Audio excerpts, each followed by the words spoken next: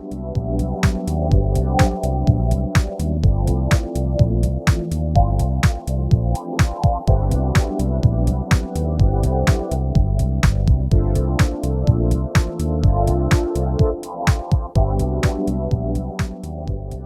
morning. How are you today? You all feel well? You had a good breakfast? You had a nice walk or a good meditation? We will go into science today. We have wonderful speakers. Marijn will take over. One more household matter. We're going to take a group picture. And we will do that directly after the lunch break at 2 o'clock. So put on your best clothes. See that your hair is okay. And put on big smiles, please. Marijn, the floor is yours. Thank you, and I also appreciate you, Jan, breaking the silence after that beautiful piece of music, because I would have hated to done that myself. Thank you. One more thing, or two more things. Raphael, where are you? This is Raphael. If you're interested in modern technology as a way of bringing across communication, Raphael would like to know you and to exchange ideas during lunch. And you can still vote today and tomorrow morning. But if you're here today, why wait until tomorrow? I work a lot with project managers. And you know what the number one reason is why projects fail? Anybody? Lack of follow-through. No, it's not a lack of follow-through. It's actually the opposite. People start running away with the projects before they establish what the real objectives are.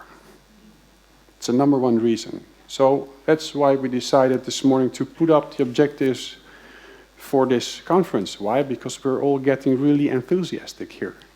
So why are we here? We're here to ensure we keep Theosophy alive for future generations.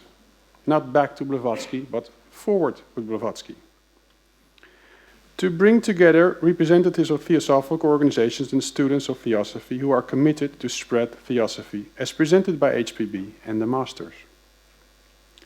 To intensify ties by fostering meaningful intercommunication among all theosophical organizations as well as independent Theosophists.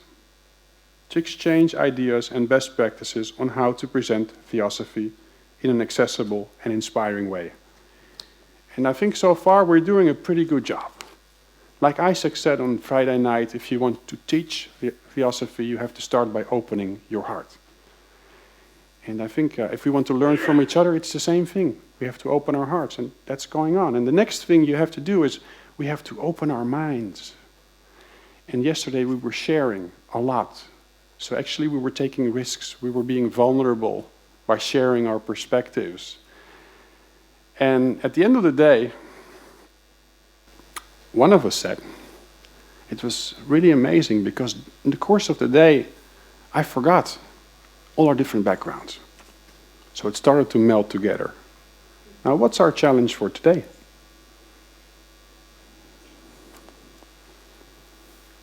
Our challenge for today is to come up with the building blocks for the future that we want to share together. And it's a big challenge. So it's not a coincidence that you see a picture of a wall here. So who recognizes this wall? It's not the Berlin Wall, like somebody said this morning. It's an Inca wall, right? Now what's typical about an Inca wall? Everything is tight. There are not crevices between these. There's no crevices between the stones, right? It's perfectly fit. It perfectly fits. There's no cement, nothing. What else? Tommy? Some people say that those walls almost look like the stones were poured into place. It almost looks like the stones were poured into place. Anton.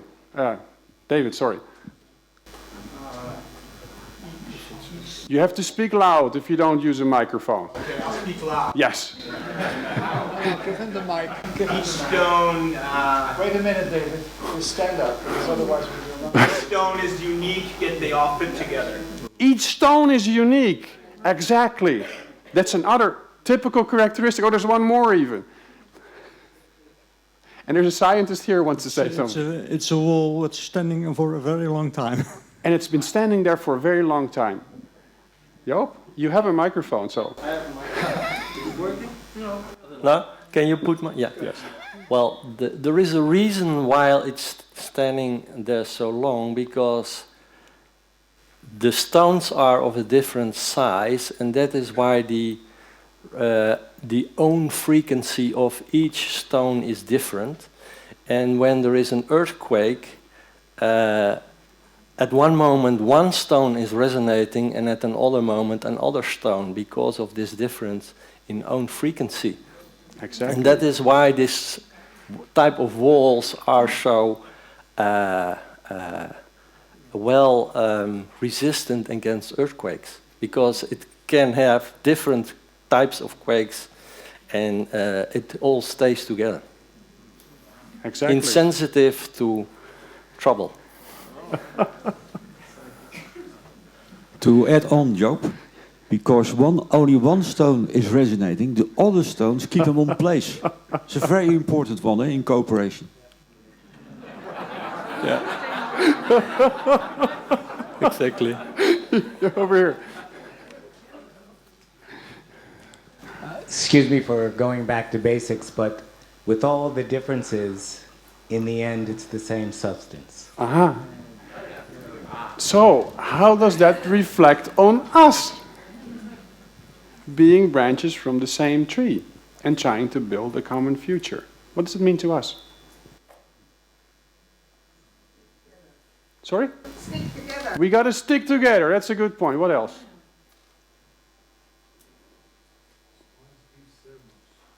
Stones give sermons? Well, they teach, don't they? Absolutely.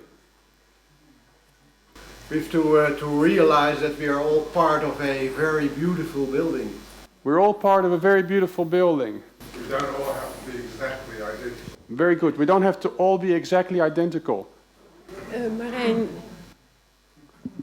Marijn, you talk about a tree with branches, but this is a good picture of the guardian wall we have to support around humanity. Fantastic. And every organization here and every independent theosophist knows what I mean by that. Yes, thank you very much.